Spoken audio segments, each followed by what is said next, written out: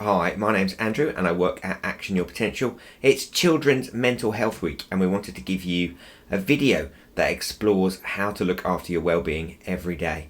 At Action Your Potential, we work in 180 schools. We also support businesses and individuals to learn about their amazing brain and build neuro ninjas. So let's dive into this well-being video. So at Action Your Potential, we build neuro ninjas. So a neuro ninja is someone that lives in their amazing brain, knows enough about it to get the most out of it. And in this video, we want to introduce you to some key ideas about becoming a neuro ninja so you can protect your mental health every day. So what we're going to look at is we're going to look at what contributes to mental health, how we change our brains, and what we can do to protect our mental flexibility. And our mission at Action Your Potential is to save the world one brain at a time. So our mission is to help you be the best version of you in your amazing brain every day. And the brain is amazing. 86 billion neurons, 300 trillion connections.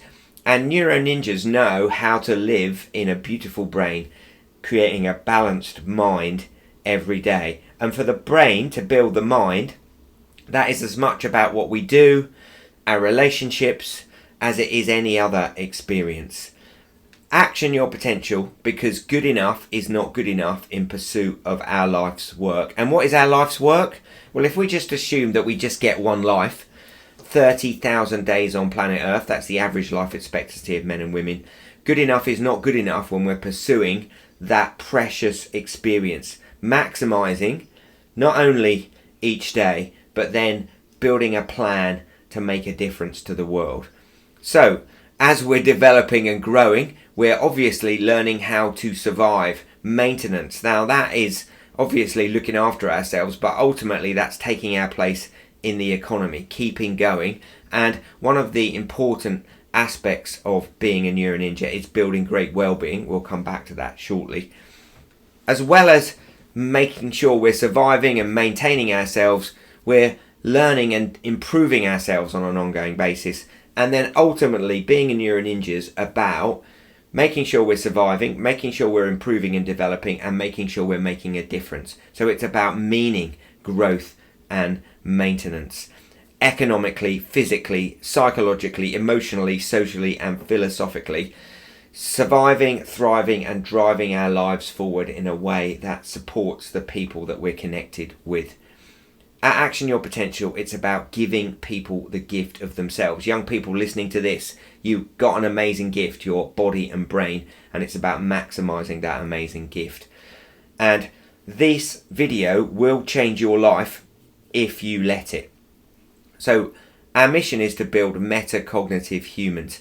Metacognition is the ability of a brain to watch its own responses and not just get lost in them. A meta-human is a better human. Now, I want you to think about yourself in a way you definitely will not have thought about yourself in this way before. I want you to think of yourself as 36 trillion cells. That's a full adult male.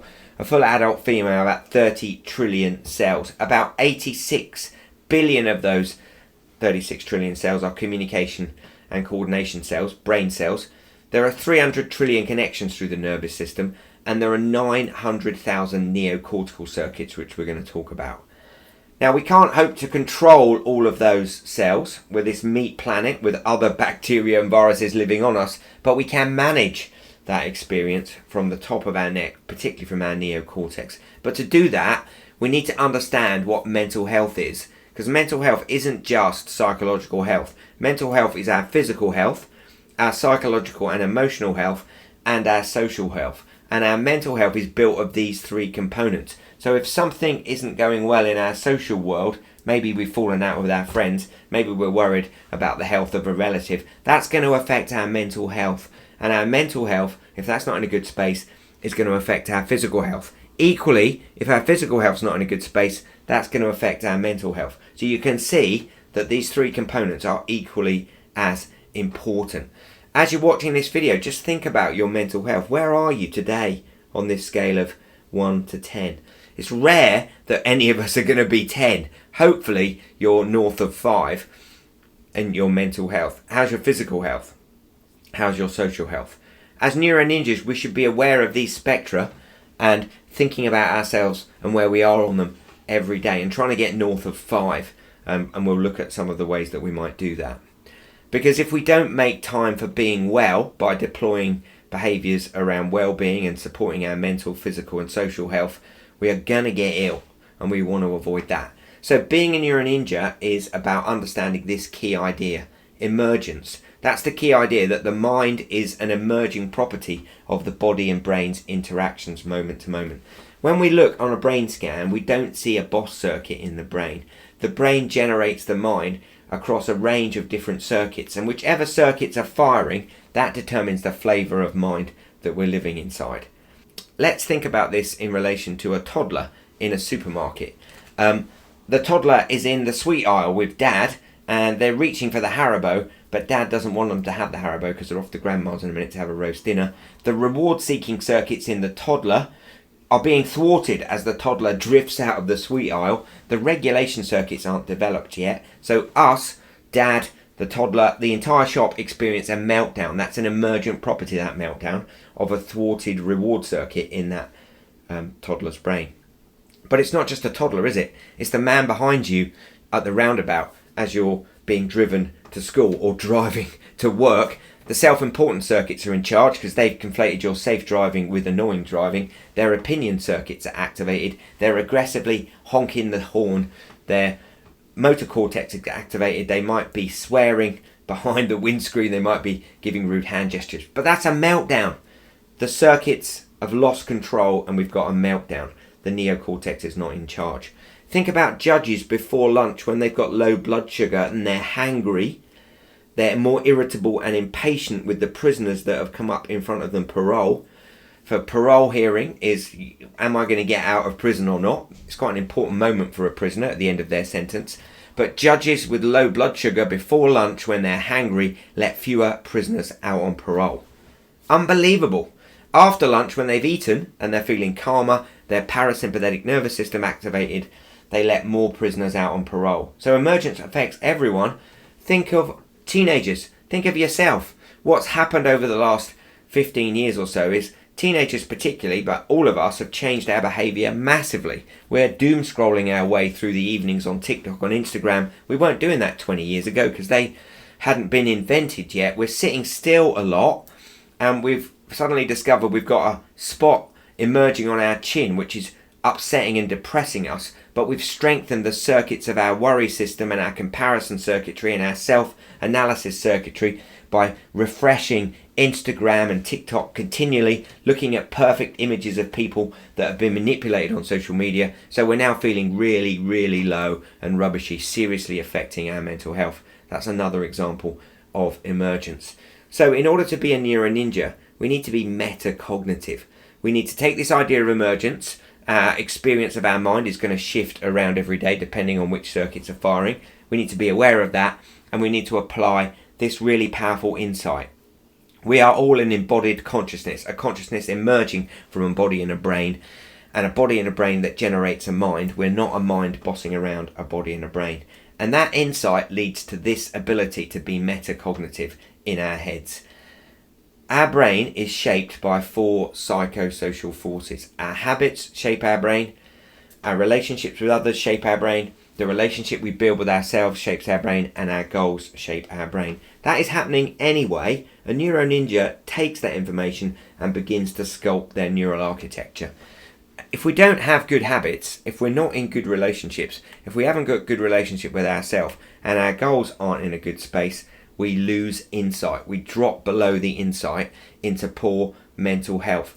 And there are many different sides of mental illness, but the key feature of a mental illness is we've lost insight. We've got lost in circuits that are out of their lane in our brain. We're going to lose insight for a day, a week, but some people never gain insight. They never climb back into those neocortical circuits. That's our mission, to build Neuroninjas that are in their neocortex, the top of their brain, managing their brain carefully from the top, across your school, across your business, across the world. And the area of the brain we're talking about is the neocortex. That blue part of the brain at the top, that is the thin membrane between 5 and 2.5 millimeters thick. The thicker the neocortex, the better. It's the place where we carry out all our thinking, where we apply our attention, where we access our memory. It's where we solve problems. It's where we plan things. The neocortex does two basic things. It helps us build plans and implement them through our brain, or it helps us stop behaviours and activities that are damaging and might cause us problems. That's what it does from the top of the brain. And the reason this company exists is because the thickness of the neocortex is partly dependent on how the brain is used. If we use our brain and build powerful habits, have positive relationships, build a positive and balanced relationship with ourselves, and have good goals, we are thickening our neocortex. If we don't exercise, don't get good sleep, are surrounded by difficult relationships, we might end up with a thin neocortex, which means we're less able to manage our brain from the top. Why is that important? Because, as I've mentioned, our lives are our magnum opus. We need to look after our brain by managing it carefully from the top. Poor mental health is when a body and brain are out of balance, where the orchestra of the brain isn't being effectively conducted, and we get some terrible sound rather than a symphony. In order to be successful as an adult, in order to be successful as a human, we need to build these skills of executive function. They are executive function skills that sit in that neocortex. A thicker neocortex has got more executive function skills available. So planning is a skill. Self-control is a skill. Time management is a skill. Attention and flexibility, perseverance are skills. How do we get better at these skills? We practice these skills. Now, one of the most important things that we can all do each day to help our neocortex create the opportunities for connections with itself and the rest of the brain is to become a neuro ninja. Because we've got to, all of us, climb back into those neocortical circuits when we're dysregulated. What do I mean?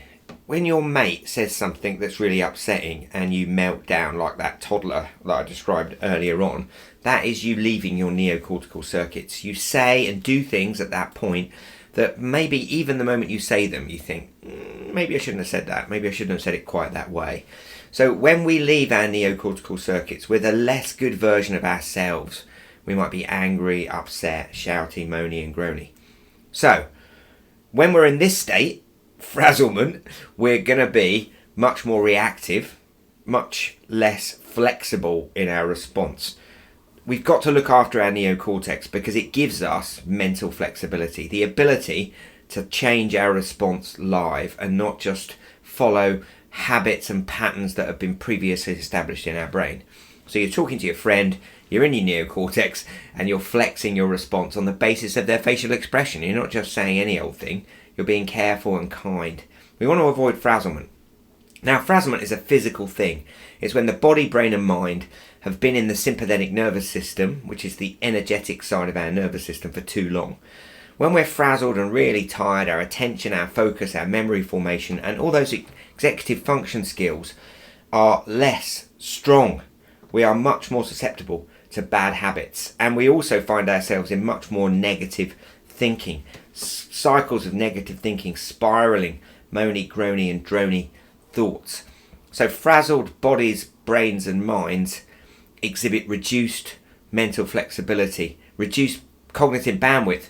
We're less flexible in our behaviour, and we're also suffering from more maladaptive reactions, more of those in a second.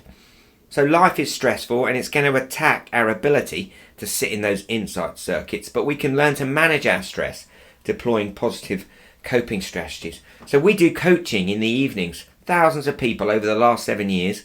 Positive coping strategies are things people do to deliberately manage the stresses and strains they faced to protect mental flexibility. So these are some examples of positive coping strategies. I'm sure you might do some of the things on the list, and you may do some additional things as well that help you feel calm and return to balance. If we don't build positive coping strategies though, we end up moany, groany and drony, and we end up with maladaptive reactions. This is what happens when the body, brain and mind having to respond automatically to stress and strain. It's not being deliberately managed. We're in a bit of a pickle. We're in a bit of a mess. So maladaptive reactions we want to avoid. So how can we protect mental flexibility every day? you can do the 12 rocks of well-being. This is skill 1 of being a neuro ninja. These 12 rocks of well-being protect mental flexibility by looking after the body and brain and making sure the body and brain project a balanced mind. I'm not going to go through all of them. There are lots of details about each of them available on our Neuro Ninja Learning Hub. And we've now got an app where you can measure your well-being every day. Around 6 o'clock in the evening, go on the app and measure your well-being. The idea is not to be a perfect 46 insightful Neuro Ninja. It's to get north of 21. So have a think about how your rocks are. Download the app and start checking your rocks every day. The app looks like this. It's called the Neuro Ninja app. And each of those little circles around the clock face gives you information about each of the rocks. There are videos that explain the neuroscience behind each of the 12 rocks of well-being. So, in Young Person's Mental Health Week, download the app, start looking after your well-being every single day.